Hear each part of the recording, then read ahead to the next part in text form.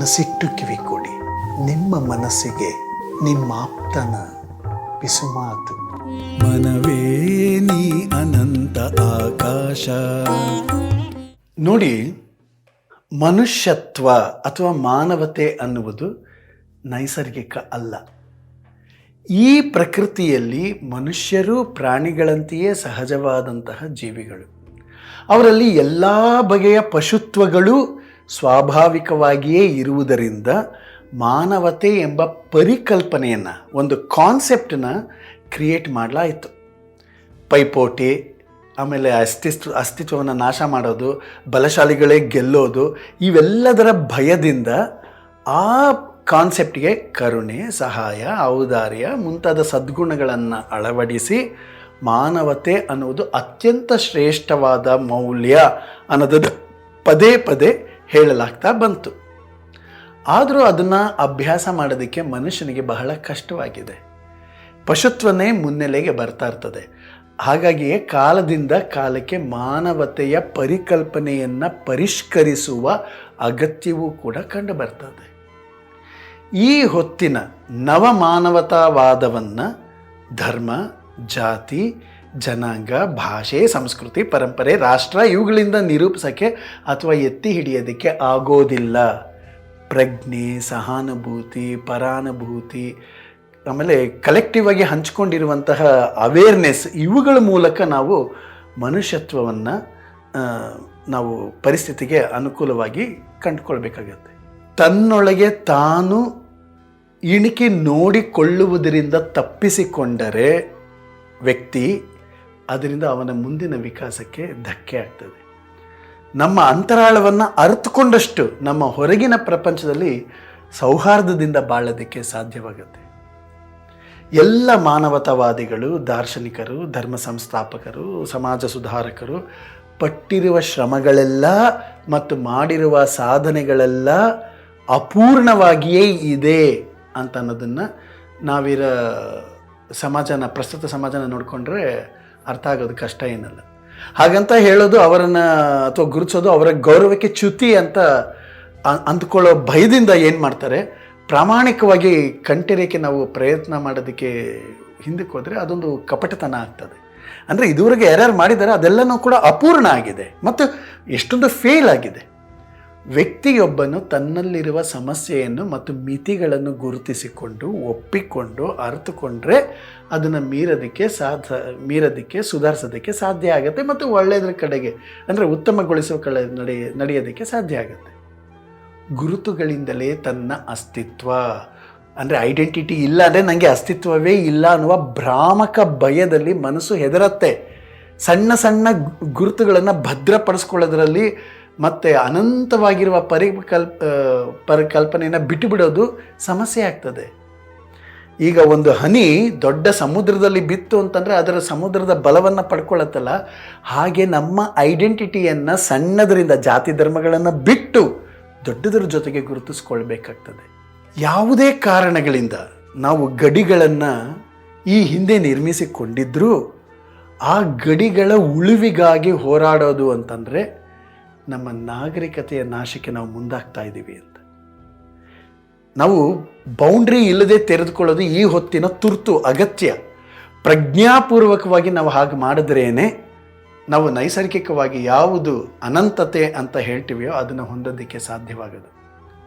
Whether it is personally ಅಥವಾ collectively ಮನಸ್ಸು ಮುಕ್ತವಾಗಿ ಬೆಳಿಬೇಕು, ಅರಳಬೇಕು ಮತ್ತು ಆರೋಗ್ಯದಿಂದ ಬಾಳಬೇಕು ಅಂತಂದರೆ ನಾವು ನಮ್ಮ ಎಲ್ಲೆಗಳನ್ನು ಅಳಿಸ್ಕೊಳ್ಬೇಕು. ಸಂಸ್ಕೃತಿ, ತಲೆಮಾರು, ಪರಂಪರೆ, ಧಾರ್ಮಿಕತೆ ಎಲ್ಲ ಈ ಬೇರುಗಳಲ್ಲಿನೇ ನಾವು ನಮ್ಮನ್ನು ಗುರುತಿಸ್ಕೊಳ್ಳೋದೇ ನಮ್ಮ ಜೀವನದ ಮೌಲ್ಯ ಅಂತ ಭಾವಿಸೋದು ಜನ ಉಂಟು.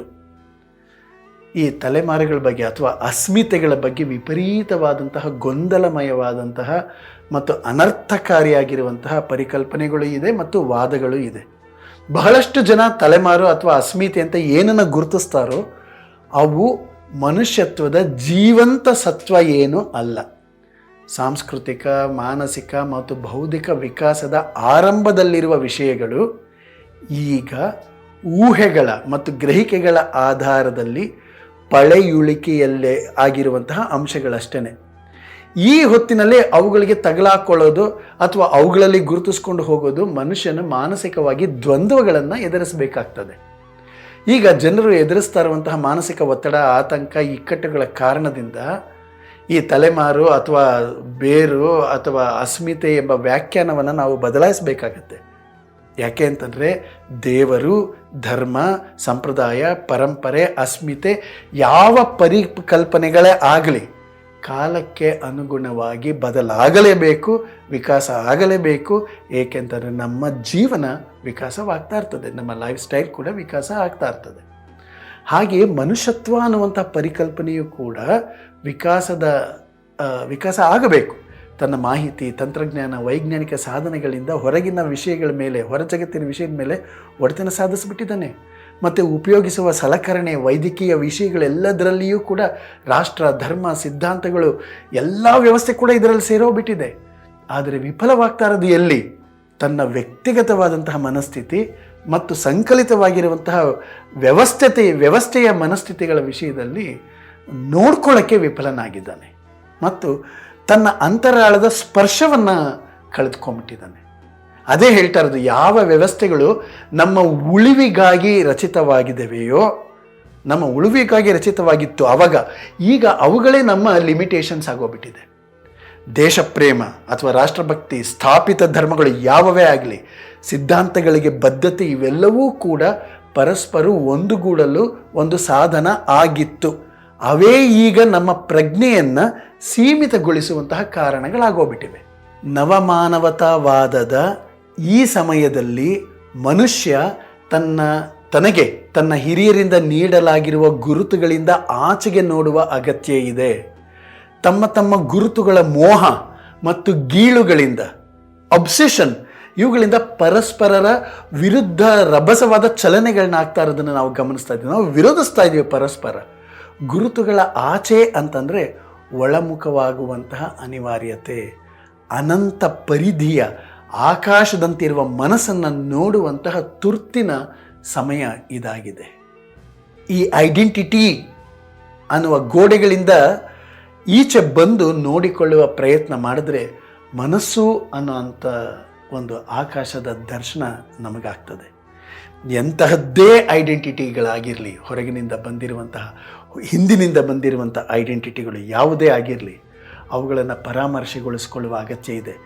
ನಾನು 1ನೇ ತರಗತಿಯಲ್ಲಿ ಹೋಗ್ತಾ ಇದ್ದಂತಹ ಸಮಯದಲ್ಲಿ ತೊಟ್ಟಂತಹ ಬಟ್ಟೆಗಳು ಅಥವಾ ನಮ್ಮಮ್ಮ ಹೇಳಿದಂತೆ ನೀನು ಇಂತಹ ಹುಡುಗ ಅಂತ ಹೇಳಿರೋಂಥದ್ದು ಈಗ ನನಗೆ ಅನ್ವಯ ಆಗೋದಿಲ್ಲ. ಅದು ಆ ಕಾಲಕ್ಕೆ ಮಾತ್ರ ನನ್ನ ಗುರುತಾಗಿತ್ತು ಮತ್ತು ನನಗೆ ಹೊಂದುತ್ತಾ ಇತ್ತು. ಈಗ ನಾನು ಅದರ ಆಚೆಗೆ ಬರಲೇಬೇಕಾಗಿರುವಂತಹ ಅನಿವಾರ್ಯತೆ ಇದೆ. Thank you. ಮನಸ್ಸಿರುವವರಿಗೆ ಮಾನಸಿಕ ಸಮಸ್ಯೆಗಳು ತಪ್ಪಿದ್ದೇನಲ್ಲ, ಹೃದಯ ಇರುವವರಿಗೆ ಭಾವನೆಗಳ ತೊಳಲಾಟವು ಕೂಡ ತಪ್ಪಿದ್ದೇನಲ್ಲ. ಸಂಘರ್ಷ, ಸಮಸ್ಯೆ, ಒತ್ತಡ, ಆತಂಕ, ಸಂಘರ್ಷ ಇವೆಲ್ಲವೂ ಇದ್ದೇ ಇರ್ತದೆ. ನಿಮ್ಮಲ್ಲಿ ಯಾವುದೇ ಪ್ರಶ್ನೆಗಳಿದ್ದರೆ, ಸಂದೇಹಗಳಿದ್ದರೆ, ಸಮಸ್ಯೆಗಳಿದ್ದರೆ, ಹೇಳಿಕೊಳ್ಳಲಾಗದ, ಯಾರೊಂದಿಗೂ ಹೇಳಿಕೊಳ್ಳಲಾಗದಂತಹ ವಿಷಯಗಳು ನಿಮ್ಮನ್ನು ಕಾಡ್ತಾ ಇದ್ದರೆ ನೀವು ನಮ್ಮೊಂದಿಗೆ ಬಹಳ ಮುಕ್ತವಾಗಿ ಹಂಚಿಕೊಳ್ಳಿ. ಹೀಗೆ ಹಂಚ್ಕೊಳ್ಳೋದ್ರಿಂದ ಏನಾಗ್ತದೆಯೋ, ಐಡೆಂಟಿಟಿ ರಿವೀಲ್ ಆಗಿ ಎಲ್ಲ ವಿಷಯಗಳು ಗೊತ್ತಾಗತ್ತೇನೋ ಅನ್ನುವಂತಹ ಭಯ ಬೇಡ.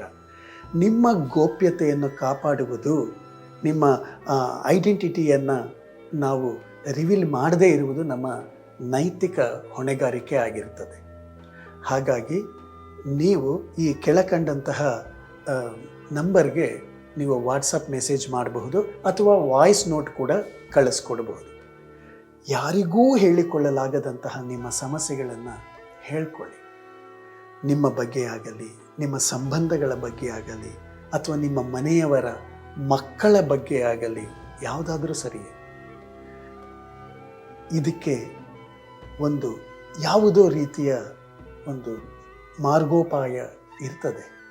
ಸಾಧ್ಯವೇ ಇಲ್ಲ ಅಂತ ಅನ್ನುವಾಗ ದಿ ಡೆಡ್ ಎಂಡ್ ಅಂತ ಏನು ಇರೋದಿಲ್ಲ, ಬೇರೆ ಕಿಟಕಿಗಳು ತೆಗೆದಿರ್ತವೆ.